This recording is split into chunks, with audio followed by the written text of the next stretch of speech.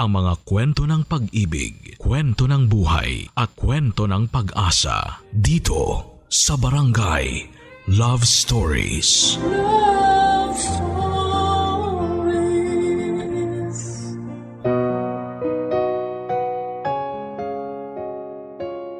Mahirap magkaroon ng dalawang taong minahal, lalo na kung hindi mo alam kung sino sa dalawa ang totoong minamahal mo. Ganyan ang pinagdaanan ng letter sender natin na si Georgette dito sa ika-4 na bahagi ng kanyang kwento. Anong mangyayari sa relasyon nila ni Billy ngayong nagbalik na ang taong unang minahal ni Georgette na si Lino?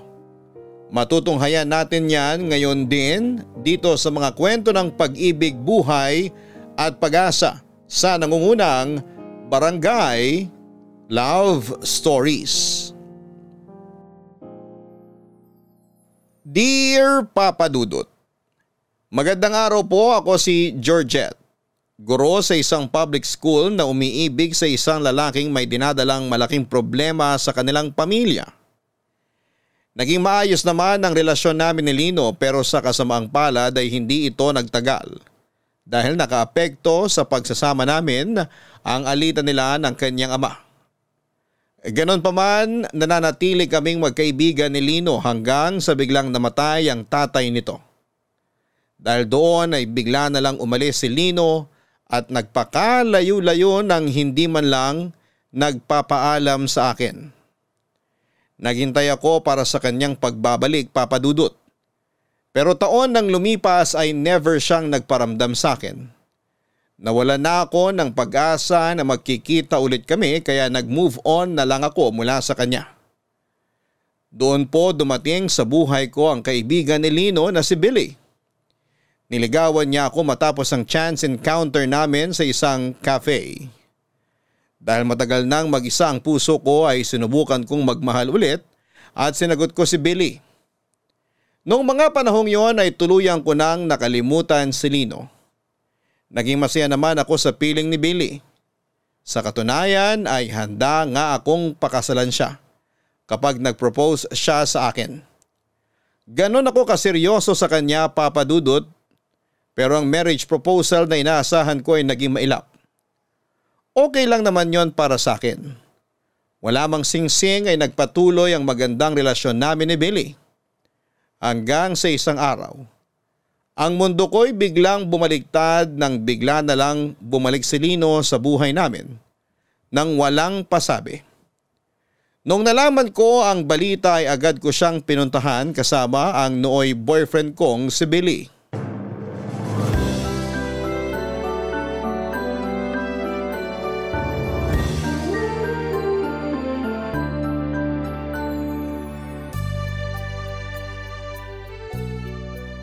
Grabe, ang laki ng pinagbago mo, Lino. Oo nga, medyo nagkalaman ka. Masarap ang pagkain sa probinsya eh. Pero alam mo, nagtatampo pa rin ako sa'yo. Sa inyong dalawa ng kuya mo. Ha? Pati kay kuya nagtatampo ka? Bakit naman? Alam pala niyang sa Tugigaraw ka nagtatago tapos hindi man lang niya sinabi sa akin. Ah, yun ba? Pasensya na. Sinabihan ko kasi siya na wag na lang muna niya ipagsabi kung nasaan ako. Tapos ikaw, hindi ka man lang nagpaalam. Nakakagigil ka. Bigla-bigla ka na lang nawala. Hindi man lang namin alam kung buhay ka pa ba o kinidnap ka na ng mga alien. Oo nga. Ang totoo niyan, hindi ko rin naman pinlano yung ginawa ko eh. Nag-long drive ako isang gabi kasi sobrang sama ng loob ko noon. Tapos naisip ko, ba't kaya hindi na lang ako umalis? Baka sakaling mawala yung nararamdaman kong sakit. Pag uwi ko, kumuha ako ng damit. Iniwan ko lahat ng gamit ko tapos sumakay na ako ng bus papuntang Tugigaraw. Ano yun, soul searching? Kailangan mo hanapin sarili mo, ganon? Parang ganon na ngayon nangyari. Pero kahit na, dapat nagsabi ka man lang. Maiintindihan naman namin eh. Hindi ko na rin alam kung anong pumasok sa isip ko noon eh. Basta ang naalala ko na lang, ayoko na. Ayoko nang maalala yung mga masasakit na nakaraan ko. Pasensya na kung pinag-alala ko kayo. Ano pa nga bang magagawa namin? Tapos na. Nangyari na eh. Ang mahalaga, nakabalik ka na. Salamat sa pag-iintindi. So, kumusta naman ang naging buhay mo dun sa probinsya? Maganda. Tahimik, sobra. Mababait yung mga tao dun. Tapos yung environment, ibang-iba dito sa Maynila. Sobrang peaceful dun. Parang ang gaan ng buhay, walang problema. Maganda naman pala dun eh. Bakit mo iniwan yung lugar na yun? Nandito na yung buhay ko eh. Maganda dun oo, pero mas komportable ako sa buhay sa syudad. Tsaka namiss ko kayo. Wala kayang Billy dun na lagi nag-aaya ng inuman at galaan. Si Raulo ka talaga. Alam na ba to ng tropa na nagbalik ka na? Oo, nasabihan ko ng iba. Malamang alam na rin ng lahat. Eh di ano pang inaantay mo dyan? Inuman na ulit. Basta muna tayo sa inom. Hindi pwede, dapat… teka, may tumatawag sa akin. Sino? Sa shop. Maiwan ko muna kayong dalawa. Baka nagka-problema na naman sila sa inventory. Alam nyo naman dun, hindi sila makapagtrabaho ng matino kapag wala ako. O sige, check mo muna sila doon. Lino, sa labas muna ako ha. Sige lang.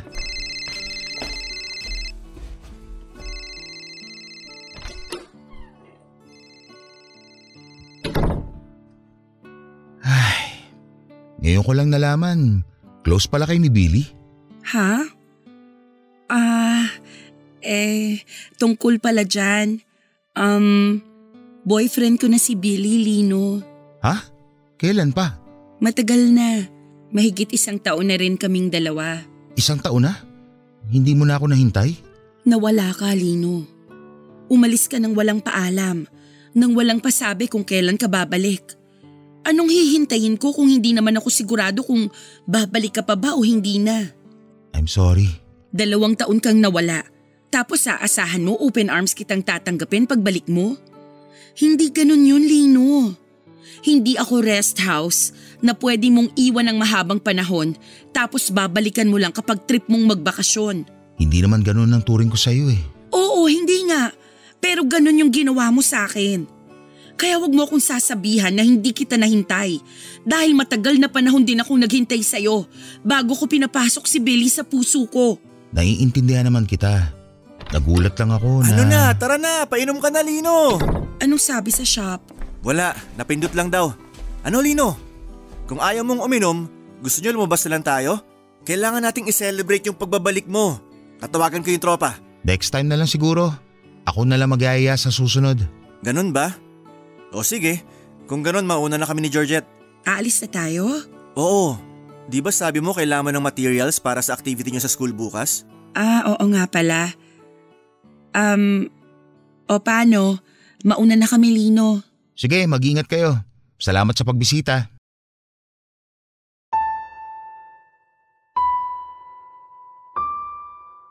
Papadudot maayos naman ang naging pagtanggap ni Lino sa relasyon naming dalawa ni Billy. Pero kahit ganoon ay hindi niya ikinaila na medyo na-disappoint daw siya dahil hindi ko raw siya nahintay. Nangako kami sa isa't isa na maghihintayan kami pero binugo ko siya. Hindi naman siya nagalit sa ginawa ko dahil alam niyang may kasalanan din siya sa nangyari at totoo naman yon. Never siya nagparamdam o nag-update man lang sa buhay niya ng ilang taon at hindi rin naman pwedeng forever na lang akong maghintay para sa kanya. Masaya ako na naging maganda ang outcome sa ginawang paglayo ni Lino. Napakalaki ng ipinagbago nito. Sa totoo lang ay parang mas nag-glow up pa nga siya. Nadagdagan ng timbang nito. Naging maaliwalas ang mukha niya, naging masiyahin, mas open siya sa lahat. Ang kwento sa akin ni Lino ay marami siyang na-realize sa pagtira niya sa Tuguegarao. Doon ay natutunan niyang patawarin ang sarili niya. Ganon din ang mga taong nagkasala sa kanya. Mas lumawak ang pangunawa niya at napagtanto niyang marami pa siyang purpose sa buhay. Paano ako magagalit, Papadudot, sa biglang pag-iwan sa akin ni Lino kung naging maganda naman ang kinahinatnan ng pag-alis nito? Kaya sa huli kinalimutan na lang namin ang mga nangyari sa nakaraan at katulad ni Lino ay sinubukan naming magsimula ulit. Ang problema kung ang lahat ay masaya dahil sa pagbabalik ni Lino, isang tao naman ang nagkaroon ng pangamba. Walang iba kundi ang boyfriend kong si Billy. At yun mismo ang inamin niya sa akin, Papadudot. Georgette, sandali. Ipagbubukas kita ng sasakyan. Ay wow, ang sweet naman. Anong nakain mo ngayon ha? Dati naman na akong sweet ah. I mean, mas extra sweet ka ngayon. Ayaw mo nun? Pumasok ka na. Salamat.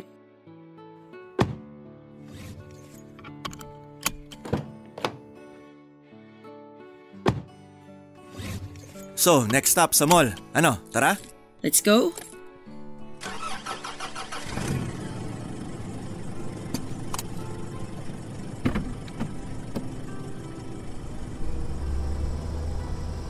So, kumusta ka naman? Okay naman ako. Bakit mo natanong? Wala naman. Gusto ko lang malaman kung anong nararamdaman mo ngayong nagbalik na si Lino. Masaya. Kasi at least alam nating okay na siya ngayon. Bakit ikaw? Hindi ka ba masaya para sa kanya? Masaya rin ako na nagbalik na siya. Pero Walang pero, masaya talaga ako. parang may something na ayaw mong sabihin eh. Ano yon? Sabihin mo na. Iniisip ko lang kung bakit siya bumalik. Kung maganda na pala yung buhay niya sa probinsya, bakit pa siya bumalik dito? Hindi ba nasagot na niya yan? Sabi niya, na-miss niya yung buhay dito sa Maynila. Kayong kabarkada niya, na-miss niya. Kami ba talaga yung sadya niya kaya siya bumalik? O baka naman ikaw? Ha? Bakit naman ako magiging sadya ni Lino? Alam naman natin pareho na may nakaraan kayong dalawa. Hindi natin maikakaila yun. O tapos, yung nangyari sa amin, tapos na yon. Katulad nga ng sinabi mo, nakaraan na yon. Hindi ko alam kung bakit issue yun sa'yo ngayon. Hindi naman siya issue sa akin.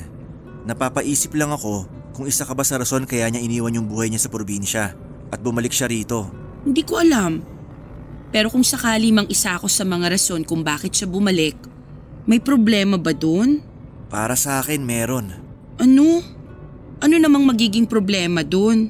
Kasi baka ibig sabihin nun may inaasahan pa siya sa'yo. Gusto ka pa niyang balikan, ganun. Billy, hindi na mangyayari yun. Nasabi ko na kay Lino na ikaw na ang boyfriend ko ngayon.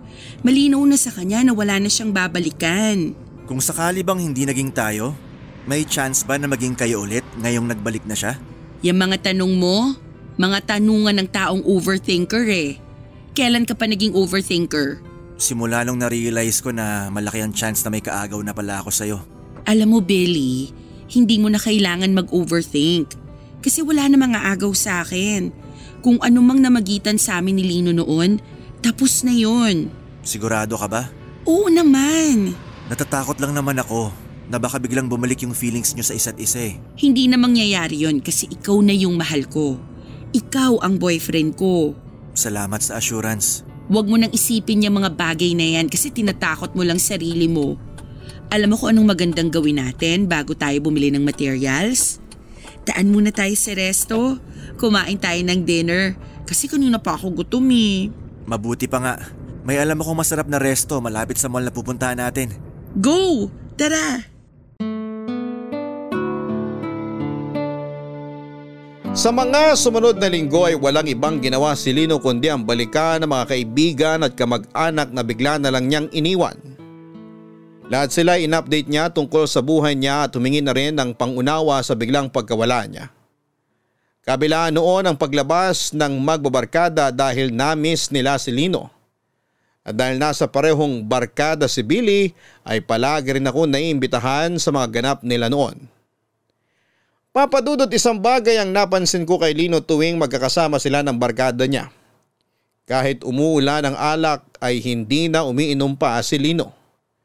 Kahit na anong pilit sa kanya ng mga kaibigan niya ay tuluyan na raw niyang kinalimutan ang alak. Para bang naging allergic na siya doon. Masaya na siya na nakikipagkwentuhan lang sa mga kasama niya kahit na hindi siya umiinom. Noong moment na yon ay sobrang proud na proud ako para sa kanya. At dahil hindi rin ako umiinom ay hindi nakawala sa akin ang mga nakaw tinging ginagawa sa akin ni Lino. Maraming pagkakataon ko siyang nahuhuli na pasulyap-sulyap sa akin na para bang teenager na nakatingin sa kanyang crush. Nang patapos na ang inuman nila ay isa-isa nang nagpaalam ang mga kaibigan nila Lino at Billy.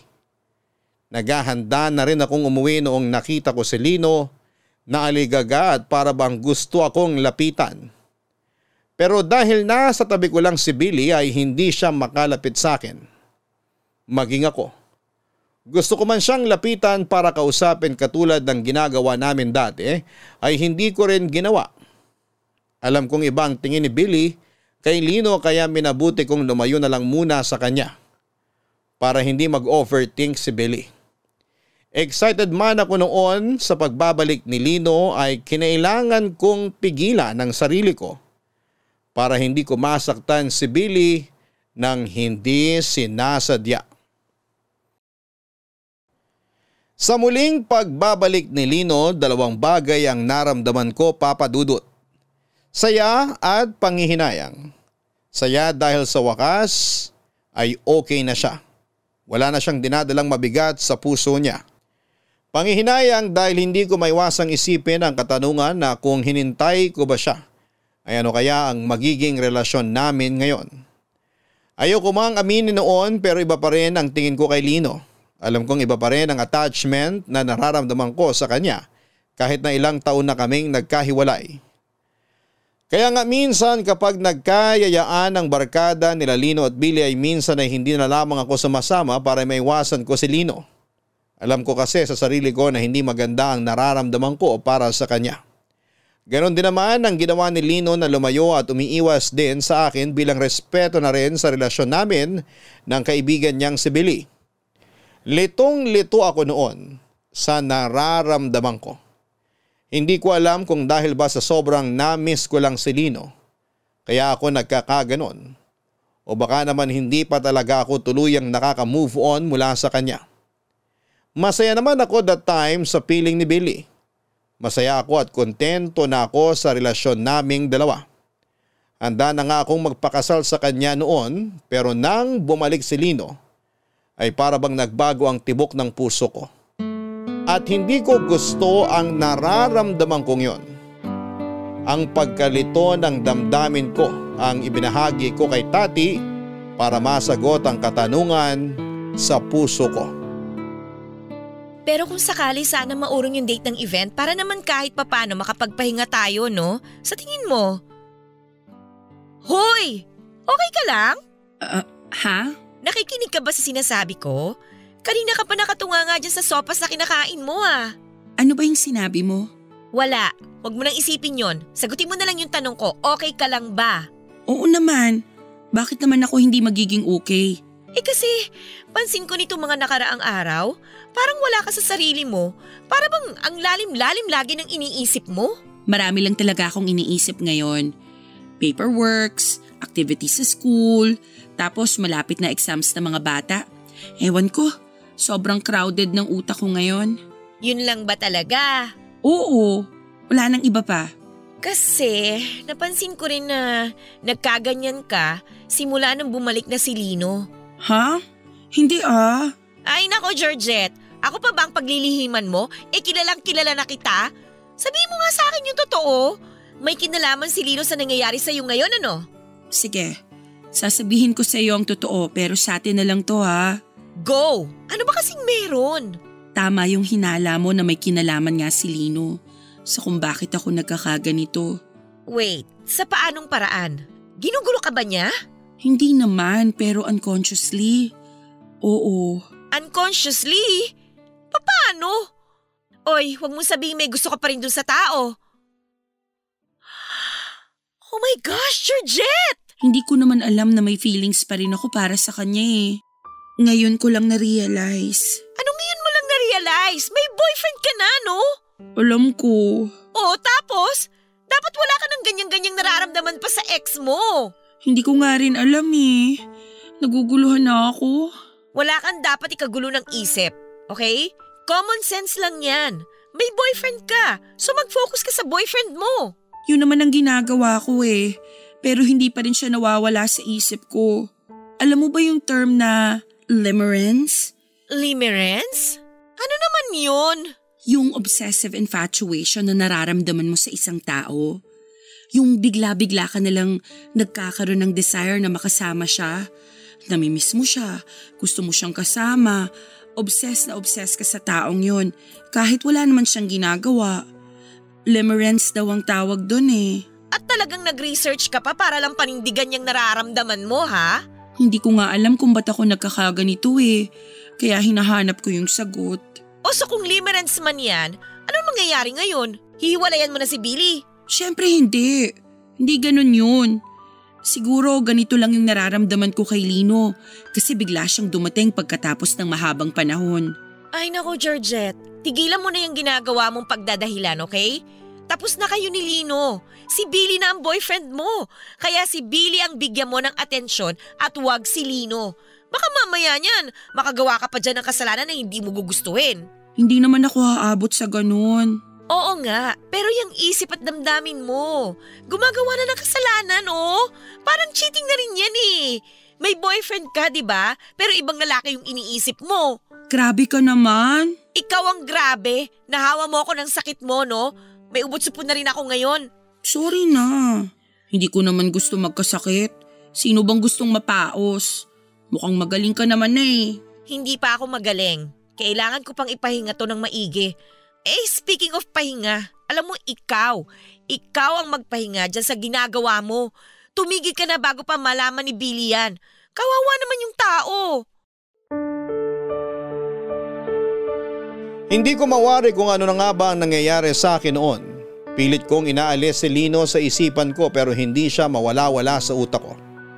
Kada oras, kahit habang nasa klase o kahit kumakain, ay bigla na lang siyang sumusulpot sa isip ko.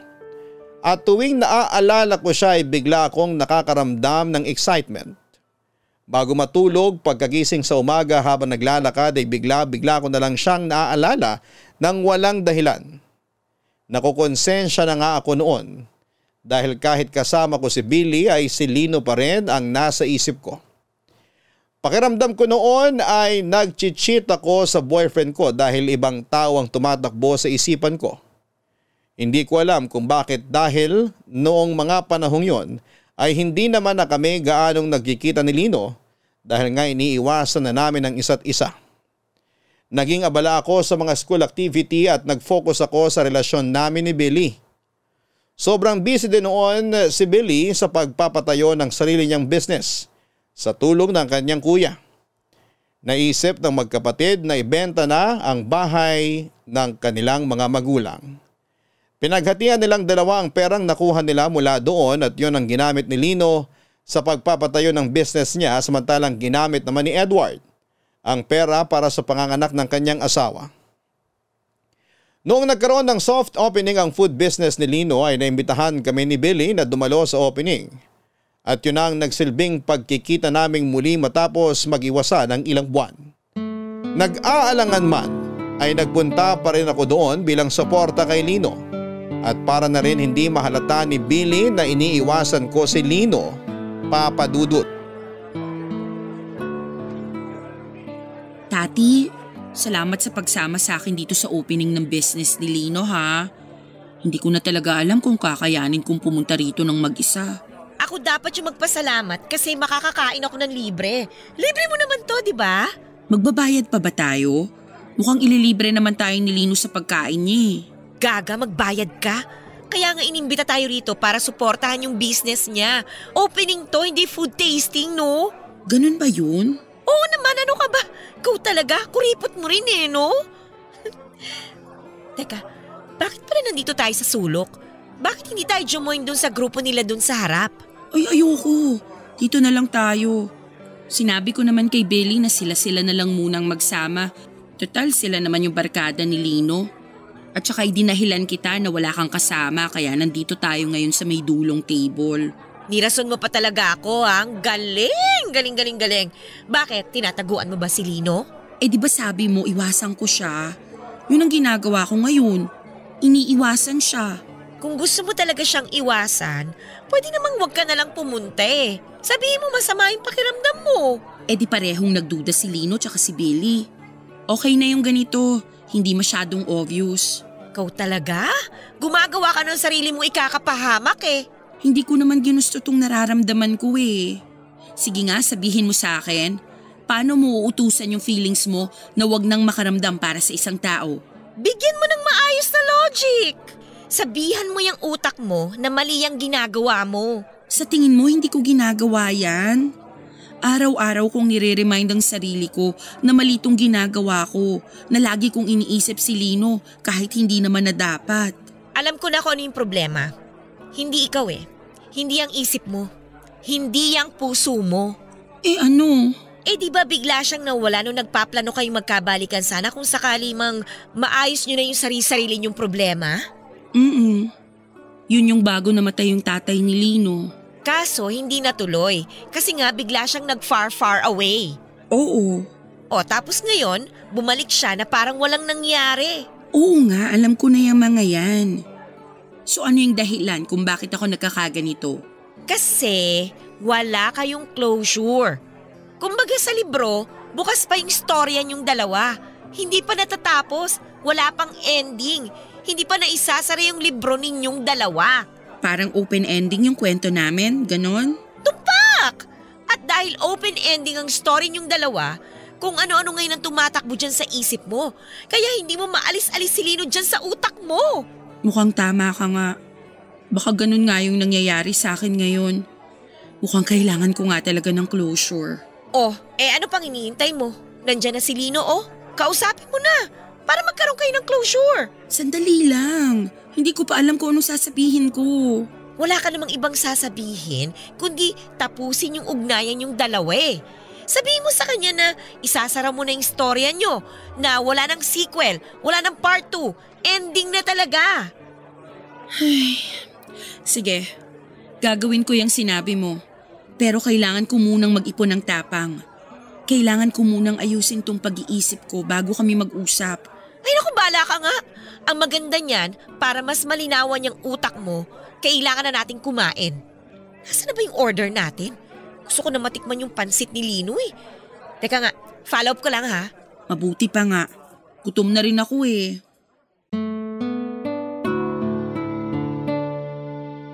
Mabuti na lang at kasama ko si Tati noong araw na yon dahil parang nagsimula nang magkaroon ng awkwardness sa pagitan namin ni Lino, lalo na tuwing magkakasama kaming tatlo nila Billy. Noong time na yon ay inilayo ko ang sarili ko sa kanila. Hinayaan ko na lamang silang magbabarkada na magsama-sama samantalang ako ay kasama ko naman si Tati sa gilid lang. Successful ang naging opening ng food business ni Lino, Papa Dudut. Marami ang sumuporta sa kanyang kaibigan kaya naman dinumog ng tao ang soft opening ng kanyang kainan. Isa sa mga naging mabili ay ang specialty nitong pansit batil patong na sikat palang pagkain sa Tuguegarao. Naisip ni Lino na dalhin ang recipe na yon sa Maynila dahil tiyak siyang kakagatin daw ito ng masa at gano'n na nga ang nangyari. Hinaluan niya ng modern fusion ng naturang pagkain para maging in, hindi lang sa masa kundi pati na rin sa mga kabataan. Maliban sa pansit ay kasama rin sa menu ang ilang sikat na pagkaing Pinoy na hinaluan ng twist. Pinagsama niya ang Filipino cuisine at iba pang kultura mula sa iba't ibang Asian countries para makabuo ng bagong pagkain. Yun daw ang inaral ni Lino habang nasa Tuguegarao siya ng ilang taon. Matapos ang nangyaring opening ay nagpaiwan ng mga barkada ni Lino para sa maliit na salo-salo bilang selebrasyon na rin sa matagumpay nitong opening. Katulad ng inaasahan ay nagkaroon na naman ng inuman. Dahil kasama ko naman si Tati noong time na yon, ay nagstay din ako at nakisama sa kasiyahan. Ang hindi ko inaasahan ay yun na pala, ang gabing pinakahihintay ko. Ang gabi kung kailan magpo-propose na sa akin si Billy. Nagulat ako sa marriage proposal na ginawa ni Billy, Papa Dudut. Masaya noong nagkwekwentuhan ng lahat, may ilang nagkakantahan sa videoke at ilang naman ay abala sa pag-inom noong biglang inagaw ni Billy ang mic mula sa kumakanta at nagsalita sa harapan naming lahat. Nagkaroon siya ng maikling speech tungkol sa kung gaano niya ako kamahal. Medyo awkward nga dahil nandun si Lino na nakikinig habang ikinikwento ni Billy sa lahat kung paano nabuo ang love story naming dalawa. Pagkatapos noon ay isang singsing ang nilabas nito mula sa kanyang bulsa at lumuhod sa harapan ko. Doon na niya tinanong kung gusto ko raw ba siyang pakasalan. Naghiyawan ang lahat at kinilig sa eksenang nakita nila. Dala ng pressure ay napasagot ako ng oo sa proposal ni Billy. Habang magkayakap ay hindi ko naiwasang mapatingin kay Lino. Habang nagpapalakpakan ng lahat ay nakita ko siyang nakatayo lang sa gilid.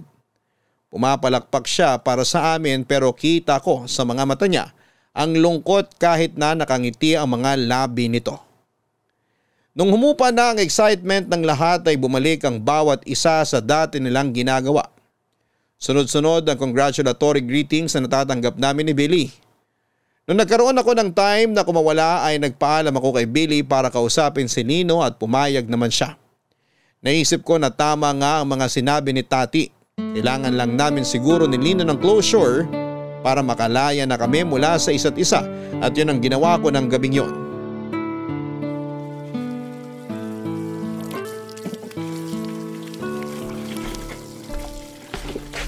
Lino, busy ka ba? Oh, ikaw pala. Hindi naman ako busy. Tinatapos ko lang itong mga nagamit na pinggan para wala na hugasin bukas. Bakit? Pwede ba tayong mag-usap? Oo naman. Anong meron? Hindi ko alam kung dapat pa ba natin tong ungkatin pero gusto ko sanang pag-usapan natin yung nangyari sa atin noon. Anong ibig mo sabihin? Yung past natin. May dapat pa ba tayong pag-usapan tungkol doon? Ang awkward naman ito. Sige, wag na lang. Georgette, sandali. Makikinig ako. Ano yung gusto mong pag-usapan natin? Yung nangyari sa atin noon. May mga pinagsisisihan ka ba sa nangyari? Sa naging takbo ng relasyon natin? Kung gusto mong malaman kung may pinagsisisihan ba ako sa naging takbo ng relasyon natin, ang sagot ko oo. Marami. Marami akong pinagsisisihan sa mga ginawa ko na kung mababalik ko lang yung nakaraan, marami akong babaguhin. Marami akong gustong gawin. Nagsisisi ka saan? Saang parte? Kasi kung ako ang tatanungin mo, wala akong pinagsisisihan sa relasyon natin. Naging masaya ako na nakilala at naging boyfriend kita noon. Nakakalungkot na kinailangan kitang hiwalayan. Pero kailangan kong gawin yon para rin sa sarili ko. Hindi ko rin pinagsisisihan yung ginawa kong yon, Lino. Salamat na ganun ang tingin mo sa relasyon natin. Masaya, hindi malilimutan. Sa akin kasi, yung parting yun ng buhay ko ang isa sa mga pinakamahirap. Sobrang lugmok ako nun sa puntong nasayang kita. Sinayang kita. Hinayaan kitang umalis. Hindi man lang kita ipinaglaban kahit na alam ko sa sarili ko kung gaano kita kamahal. Kung ganon, bakit ka umalis? Bakit hindi ka nagsabi sa akin? Noong mga panahong nasa Tugigaraw ka ba? Ni isang beses? Naalala mo man lang ba ako? Araw-araw. Hindi mo alam kung gaano ang paghihirap na tiniis ko. Na ginawa ko para pigilan ang sarili ko na kontakin ka. Walang araw na hindi ka pumasok sa isip ko. Ang problema lang, hindi dumapo sa isip ko na habang nagtatago ako at inaayos ang buhay ko, naiwan kita naghihintay, umaasa na mag-isa. Nung nalaman mong kami na ni Billy, anong unang pumasok sa isip mo? Nangyari na yung kinatatakutan ko, na nawala na yung pagmamahal mo para sa akin, na masyado na akong huli. I'm sorry kung hindi ko na panindigan yung pangako ko sa'yo na hihintayin kita. Hindi mo kailangan panindigan yun dahil hindi mo na maresponsibilidad na hintayin magbago ko. Isa sa mga natutunan ko sa relasyon natin yung hindi ko dapat binibigyan ng alalahanin yung tao minamahal ko. Kaya humihingi rin ako ng tawad sa mga responsibilidad na ibinigay ko na kung tutuusin, hindi mo naman dapat trabaho. Wala na sa akin yon. Ako naman yung nagkusa Pero sa huli, hindi ko rin naman napanindigan. Pero kalimutan na natin yon. Alam mo kung anong maganda sa sitwasyon natin ngayon? Ano? Kung ano man yung nangyari sa atin noon, tapos na yon. Pwede na natin siyang kalimutan at hayaan na lang sa nakaraan. Ang mahalaga, marami tayong natutunan sa nangyari. Ngayon, pwede na tayong magsimula ulit sa kanya-kanya nating buhay. Tama ka naman. At mukhang gano'n naman yata ang ginagawa natin ngayon, hindi ba? Oo nga, ganun nga. Anyway, congratulations pala sa business mo. Successful ang first day. Masaya ako para sa'yo, Lino. Salamat. Masaya rin ako para sa inyo ni Billy. Umasa kang susuportahan kong pagsasama niyong dalawa. Maraming salamat. Georgette, Lino, nandito lang pala kayo eh. Kung saan-saan ko kayo hinahanap. Ano, tara na? Alis na ba kayo? Oo, nauna na rin yung iba. Mga lasing na eh. Ikaw, kaya mo bang magmaneho? Oo naman. Kanina pa naman ako tumigil sa pag-inom eh. Kaya nakapagpahinga na ako. Nawala na yung amats ko. O sige, tara na. Lino, maraming salamat sa pag-invite. Walang anuman. Mag-ingat kayo pa uwi ha. Salamat, mauna na kami.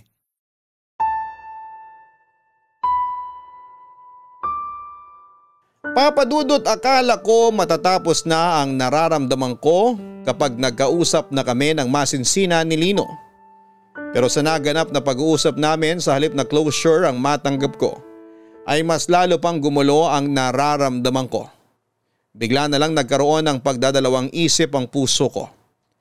Kung noon ay willing at ready na akong pakasalan si Billy, noong time na yon ay para bang nagkaroon ako ng pag-aalinlangan.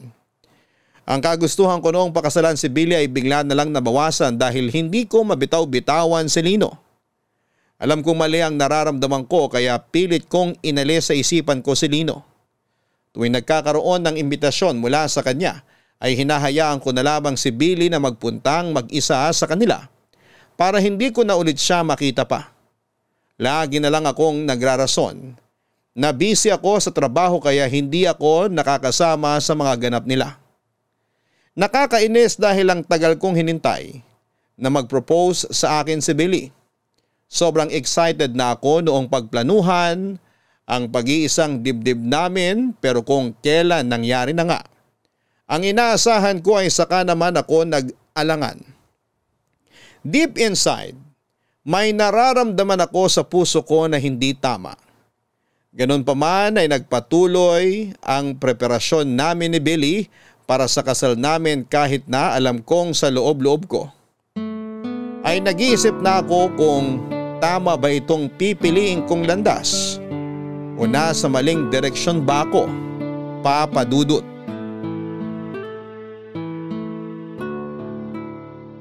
Oh, tingnan mo to. Parang maganda to. Modern rustic wedding. Pero panigurado magastos to. Vintage kaya? O normal wedding na lang? Ano nga ulit yung sabi mo nun? Di ba gusto mo ng garden wedding ba yun o beach wedding? Kasi yung panahon kasi natin ngayon mahirap tiyempuhin eh. Kaya hindi rin advisable na mag-outdoor wedding. Ano sa tingin mo? Aha, mahirap nga. Ano ba? Ano pa bang suggestion mo? Georgette, okay ka lang ba? Ha? Parang wala ka namang kalatoy-latoy ngayong araw. Masama ba pakiramdam mo? Ay hindi. Hindi, okay lang ako. Maayos naman pakiramdam ko. Bakit parang wala ka namang interest dito sa pinag-uusapan natin? Bumili pa nga ako ng wedding magazine kasi akala ko magugustuhan mo to. Pero parang nasa ibang dimension naman yung isip mo. Sorry, puyat kasi ako kaya hindi pa nagfa-function ng maayos tong utak ko. Gusto mo ba ng kape? Mag-order ako. Hindi na, salamat. Nagkape na ako sa bahay kanina. Dati-rati kapag kasal ang pinag-uusapan, sobrang excited mo. Bakit ngayon di ko na maramdaman yung excitement mula sa'yo? Marami lang talagang tumatakbo sa isip ko ngayon. Pasensya ka na ha. Tulad ng? Basta. Sabihin mo na. Napaisip lang ako. Aware ka pala na matagal ko nang gustong magpakasal? Akala ko hindi mo lang magets yung ginagawa kong pagpapapansin noon. Oo naman. Lagi mo kayang binabanggit sa akin yung pagpapakasal. Hindi mo man sinasabi directly pero ramdam ko. Pero bakit ngayon ka lang nag-propose sa akin? Kung ganong alam mo na pala yung gusto ko. Siyempre hindi naman ganun kadaling magpakasal, Georgette. Kailangan ko pa rin pag-isipan yun ng maigi. Hindi basta-basta ginagawa yung desisyon na yun. Oo, naiintindihan ko naman na hindi ganon kadali ang magdesisyon. Pero bakit ngayon? Bakit biglang naisip mo na gusto mo na palang magpakasal ngayon? Anong dahilan? Anong meron ngayon na wala noon? Hindi ko alam na kailangan pala ng interview pagkatapos ng proposal. Marami kasi tayong bagay na kailangan i-consider bago magpakasal. Siyempre yung expenses, yung status natin kung kaya ba nating bumuo ng pamilya and whatnot. Tapos siyempre kailangan ding ready tayo mentally. Lahat ng yon and other factors, pinag-isipan ko muna bago ko nag-propose sa'yo. Para sa ganun, masasabi kong ready na talaga ako. I see. Bakit parang hindi ka satisfied sa sagot ko? Hindi ba yun yung inaasahan mong sagot? Wala bang kinalaman si Lino dito? Si Lino? Anong connect ni Lino sa kasal natin? Napaka-coincidental lang kasi na sa tagal ng panahong nagpaparamdam ako sa'yo na gusto ko nang magpakasal, saka mo lang naisip na mag-propose kung kailan bumalik na si Lino. Hindi ba yun ang dahilan? Siyempre hindi. Bakit naman si Lino ang magiging dahilan kung bakit kita pakakasalan? Pakakasalan kita kasi mahal kita. Kung iniisip mo na si Lino nag-trigger kung bakit ako biglang nag-propose sa'yo, hindi siyang dahilan. Sorry, na-curious lang ako. Aaminin ko. Oo, na-threaten ako nung biglang bumalik si Lino. May past kayo eh. Natural lang naman siguro na makaramdam ako ng ganon. Lalo na't siya yung dahilan kung bakit natagalan ka rin na sagutin ako noon. Ngayong bumalik na siya, nagkaroon ako ng takot na baka may nararamdaman ka pa rin para sa kanya. Pero hindi yun ang dahilan ng naging proposal ko sa'yo. Nag-propose ako sa'yo dahil gusto kitang mapangasawa, Georgette. Huwag kang mag-alala. Wala na akong nararamdaman para kay Lino. Huwag mo na siyang ituring na threat dahil matagal nang tapos yung sa amin. Tsaka nag-yes ako, 'di ba? Ibig sabihin, ikaw ang gusto kong makasama. Ikaw ang gusto kong pakasalan. Ganun naman pala eh. Ano pang iniintay natin? Planuhin na natin tong kasal natin. Akin na nga yan. Patingin yung sinasabi mong rustic wedding kung maganda. Eto. Maganda siya. Simple pero elegante. Tingnan mo. Alam ko sa sarili ko nang lahat ng lumabas mula sa bibig ko noong araw na yon ay pawang kasinungalingan lamang. May nararamdaman pa ako para kay Lino at yon ang totoo. Nasabi ko lang ang mga yon kay Billy dahil ayoko siyang masaktan. Pero ang totoo ay nahahati na ang puso ko para kay Billy at kay Lino. Gusto ko pa rin si Lino, Papa Dudut. Yun ang dahilan kung bakit bigla na lang akong nawala ng gana sa paparating sanang kasal namin ni Billy. Yun ang dahilan kung bakit hindi ko maalis-alis si Lino sa isip ko. Yun ang dahilan kung bakit hindi ako mapakali tuwing nakakasama ko si Lino. Sa mga sumunod na buwan ay pinakiramdaman ko ang sarili ko. Naisip ko na baka may magbago pa sa nararamdaman ko sa paglipas ng mga araw. Pero habang tumatagal, ay mas lalo lang gumulo ang isipan ko. Ang problema ko ay kung ano ba dapat ang susundin ko. Sino ba dapat ang pipiliin ko? Hindi ko alam kung susundin ko ba ang sinasabi ng isip ko na ipagpatuloy ko na lang ang nasimula namin ni Billy. Dahil siya naman ang nandyan noong nawalan ako ng kasama. Mahal ako ni Billy, ramdam ko yon at mahal ko rin naman siya. Pero kung ako ang tatanungin ay iba ang isinisigaw ng puso ko. Mas matimbang ang pagtingin ko para kay Lino kumpara kay Billy. Ang mahirap ay hindi ko alam kung alin ba ang tamang gawin. At noong mga panahong yon ay gulong-gulo na talaga ako. Lalo na't habang tumatakbo ang oras, ay mas lalong napapalapit naman ang araw ng kasal namin ni Billy, Papa Dudut. Kahit hindi sigurado sa nararamdaman ko ay nanatiling tikom ang bibig ko. Sumabay na lamang ako sa agos at nakipag-cooperate sa mga preparation para sa kasal namin ni Billy. May date na ang kasal namin, Papa Dudut. Nakaredy na rin ang buong entourage at may mga nakausap na kami pagdating sa catering, photography at pati sa venue. Handa na ang lahat maliban sa akin at hindi ko alam kung papaano ko aaminin kay Billy na nagkaroon na ako ng cold feet o ang kawalan ng kumpiyansa kung dapat ko bang ituloy ang pagpapakasal. Ayoko siyang saktan pero sa parehong pagkakataon ay naisip ko na kung ipagpapatuloy ko ang kasal, nang hindi ako sigurado ay dalawa kami ni Billy ang magsasuffer.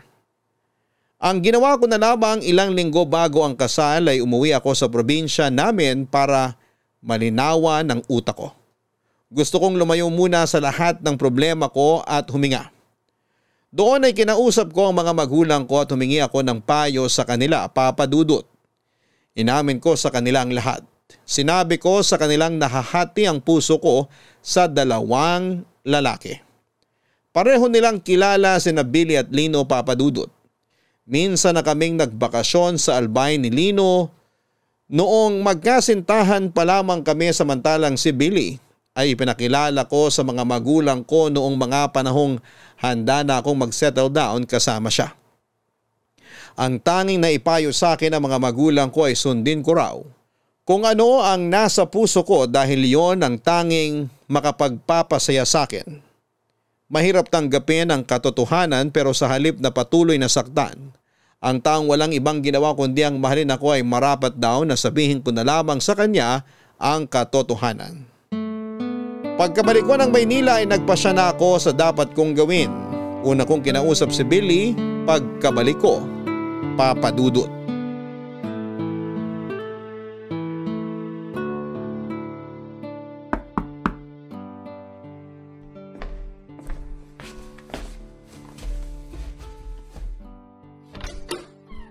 Oh, Georgette, nakauwi ka na pala? Kailan pa? Kahapon pa ako nakabalik. Kahapon pa? Bakit hindi mo man lang ako sinabihan? Kagabi pa ako tumatawag sa'yo, pero di mo sinasagot yung mga tawag ko. Marami lang akong iniisip kagabi. Sorry kung hindi ako nakapag-update. Pwede ba akong pumasok? Oo, pumasok ka. Halika.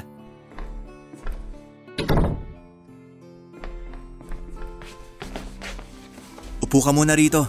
Salamat. Pasensya na sa kalat. Nasa kalagitnaan ako ng paglilinis eh. Nag-lunch ka na ba? Sakto, nagluluto ako ngayon. Huwag ka na mag-abala. Tapos na akong kumain. Ganun ba? O sige, drinks na lang. Billy, kailangan nating mag-usap. Okay. Tungkol saan?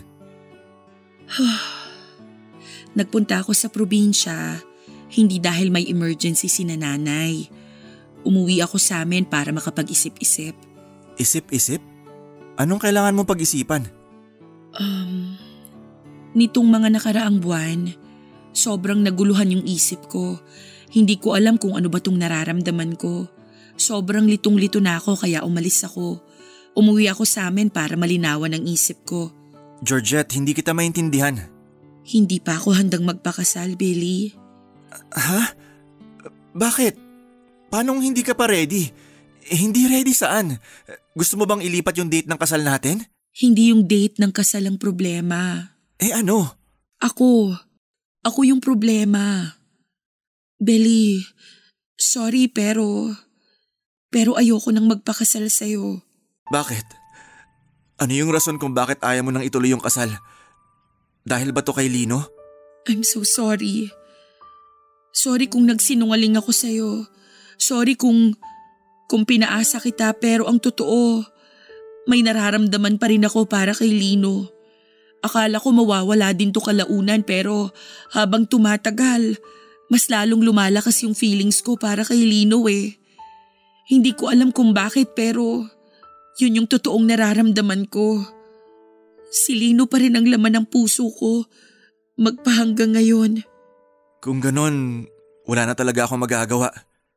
Kahit ipaglaban ko tong pagmamahal ko sa'yo, matatalo pa rin ako kasi hindi naman talaga ako yung totoong mahal mo. Tama ba?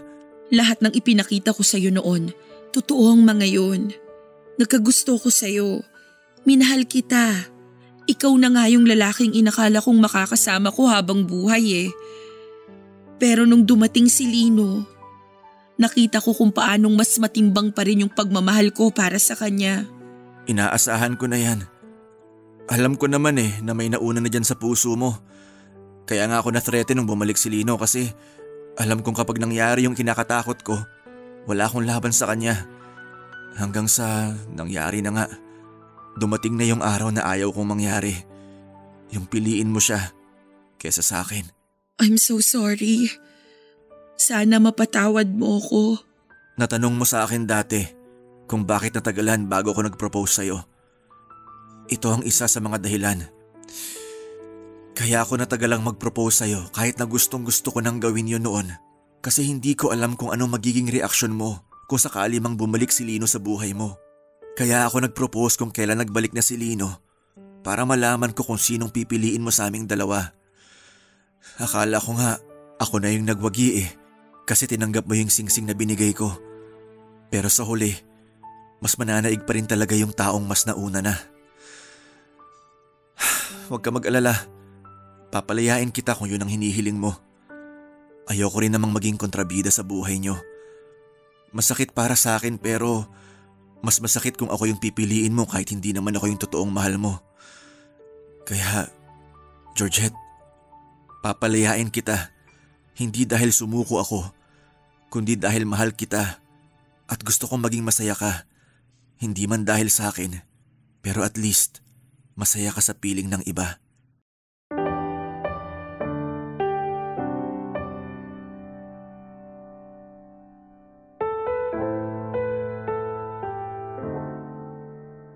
Isa na siguro sa pag-uusap namin yon ni Billy sa mga pinakamasakit na ginawa ko sa buong buhay ko.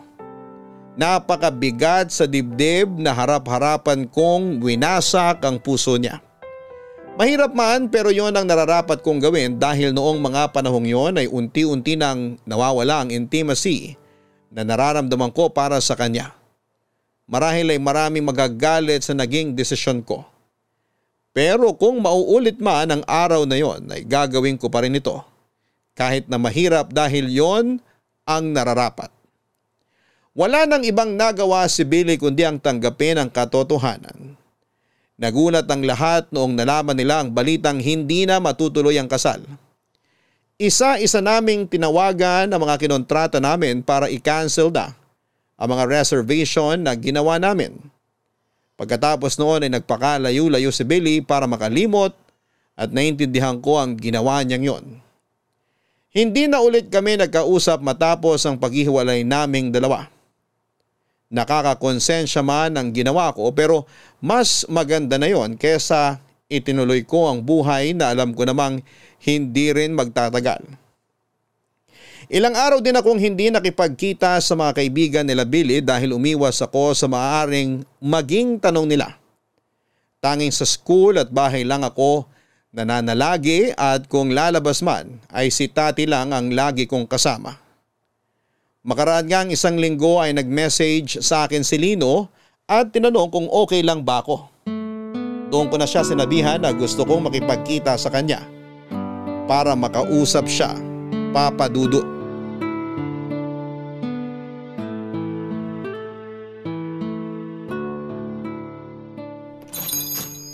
Good morning! Uy Georgette, ang aga mo naman. Kabubukas pa lang namin ah. Maaga akong nagising. Gusto kong magpahangin kaya naisip kong dumaan na lang dito sa restaurant mo. Sakto, katatapos ko lang magluto ng breakfast. Sumabay ka na sa amin. Salamat! Kamusta ka na pala? Okay ka na ba? I mean, for sure mahirap yung nangyaring hiwalayan niyo ni Billy. Maayos naman ako ngayon. Mahirap para sa aming dalawa yung nangyari pero yun ang kailangan naming gawin para hindi na kami mas lalong mahirapan. Alam kong medyo maaga pa to para tanungin. Pero ano ba kasing nangyari? Pwede ko bang malaman yung dahilan kung bakit kayo naghiwalay? May nangyari ba? Hindi mo ba talaga alam kung bakit? Hindi. Nakausap ko si Billy pero wala siyang ibang sinabi sa akin. Kundi ako na raw ang bahala sa'yo. Alagaan daw kita. Lino, ikaw ang dahilan kung bakit ako nakipaghiwalay kay Billy. Ako? Hindi kita maintindihan. Simula noon hanggang ngayon, kahit lumayo ka pa, kahit matagal na tayong nagkahiwalay, ikaw pa rin talaga yung nasa puso ko eh. Ikaw pa rin yung gusto ko. Teka, akala ko ba tapos na tayo? Akala ko ba kailangan na natin kalimutan yung nangyari sa atin? Hindi ba sinabi mo na iwanan na lang natin sa nakaraan yun na magitan sa atin? Oo, alam ko. Sinabi ko yun kasi akala ko makakalimutan kita. Akala ko kaya kitang bitawan. Pero kahit anong pilit ko, hindi ka talaga maalis-alis sa puso ko eh. Ikaw pa rin talaga. Georgette, hindi ko alam kung anong sasabihin ko.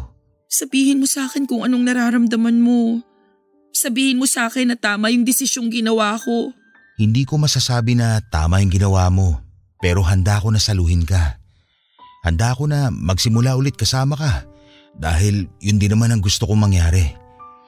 Kung ano man yung nararamdaman mo ngayon, ganun din ako, Georgette. Hanggang ngayon, ikaw pa rin ang gusto ko kahit na may iba ka ng minahal. Noong nalaman ko nga na may bago ka ng boyfriend, sobrang sakit nun para sa akin. Pero alam kong wala akong karapatang magreklamo dahil kasalanan ko rin naman eh. Iniwan kita at kung ano man yung mga bagay na ginawa mo nung wala ako, hindi ko pwedeng isisi sa'yo yun kasi ako yung nagkamali. Kaya ngayon, masaya ako na malaman na Ako pa rin pala yung gusto mong makasama at nagpapasalamat ako dun. Salamat. Sobrang lakas ng kabog ng dibdib ko ngayon kung alam mo lang. Ready naman ako kung sakaling nagbago na yung pagtingin mo sa akin. Kung hindi na ako yung gusto mo, tatanggapin ko yun pero mabuti na lang. Mabuti na lang talaga. Magsimula ulit tayo. Kalimutan na natin yung nakaraan. Gumawa ulit tayo ng bagong alaala para matabunan yung mga nangyari noon. Oo, gusto ko yan. Simulan na natin ngayon. Hi, ako pala si Lino, restaurant owner. Ulila na sa magulang pero heto't nagpapakatatag at nagsusumika para maging mabuting tao. Wala nang excess baggage, wala nang past trauma, wala nang issue sa buhay. Ako naman si Georgette, isang public school teacher na maraming nagawang maling desisyon sa nakaraan pero natuto at patuloy pa ring natututo para katulad mo maging mabuti ring tao. Nice to meet you, Lino. Nice to meet you too, Georgette. So, pwede na ba manligaw? Ligaw na agad? Pwede bang mag-breakfast muna? Oo nga pala. Halika na. Nakahanda na yung almusal sa kusina. Makakatikim na ba ako nung pansit ngayon? Lagi kasing sold out Mamaya pa yun pero sige. Ipagluluto kita ng special pansit patil-patong ko. Hindi kami kaagad nagkabalikan ni Lino bilang respeto na rin kay Billy.